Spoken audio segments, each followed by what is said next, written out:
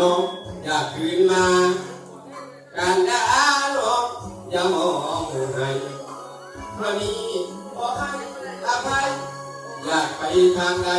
ก็แล้วแต่เจ้าหัวไม่เขาทิ่มส่งน้ำหน้าเจ้าเด้ลงยาว